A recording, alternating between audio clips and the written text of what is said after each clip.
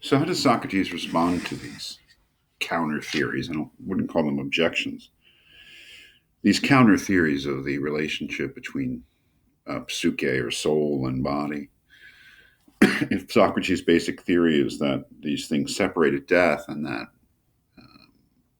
the soul goes on to live independently of body, to exist independently of body, then these counter theories say that that's not true, that either soul is entirely dependent upon body, or that, as Sieb says, maybe soul can exist independently of body, but it too may wear out and die eventually, just as the body does.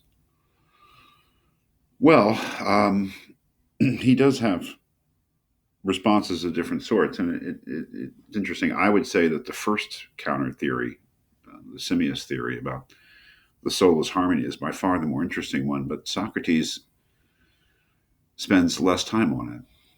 But his way of trying to refute it is quite interesting, right? And the way that he refutes it is the way that you try to refute any argument by analogy. Right? That is, that Simmias has argued by analogy that the soul is relations to body. The soul's relation to body is similar to the harmony or tuning's relationship to the physical instrument, and that since the tuning or harmony is totally dependent upon the physical instrument and is destroyed when the instrument's destroyed, then by analogy, the soul is destroyed when the physical body dies. And his way of attacking that argument from analogy is to say that the analogy is fallacious, that it's not a good analogy. That is, that the relation between soul and body is really not like the relation between a harmony and a physical instrument. And his reason for saying that, I think, is quite interesting. Um, he says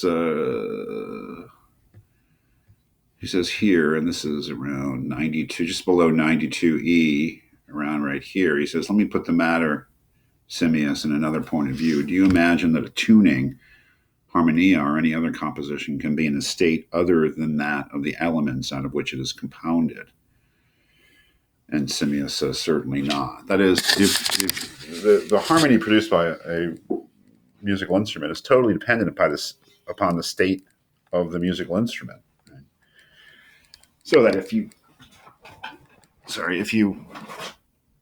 pound on certain keys on a piano, that's going to totally determine the kind of harmony that the piano produces. Those things should never be at variance. So that is, the nature of the sound or harmony or tuning is entirely dependent upon the state of the physical instrument. And what he points out is that this is not the case between soul and body. That is, would we say that our minds or feelings or intellect, our mental life, is totally dependent upon our physical life? Most of us would say no. That is, that there is an independence there. And that's the key to Socrates' objection. That is, if it were the case that our minds were entirely dependent upon the state of our bodies, then whenever we were thirsty, we would drink. Whenever we were sleepy, we would sleep. Whenever we were angry, we would lash out. But we have the capacity to resist those things, to not eat when we're hungry, not drink when we're thirsty, and not sleep when we're sleepy, etc. That is, the state of our bodies does not entirely determine the state of our so-called souls or minds or mental life. And so there, he thinks the analogy entirely breaks down. That since soul, at least sometimes, can be independent of body,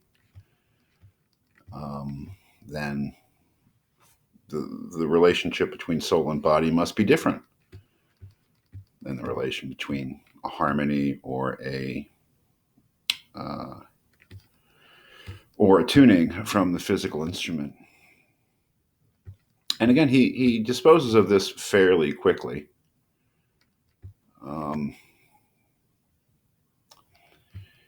It's the other argument from Siebes that will take a longer response. And that response is actually really unique and interesting.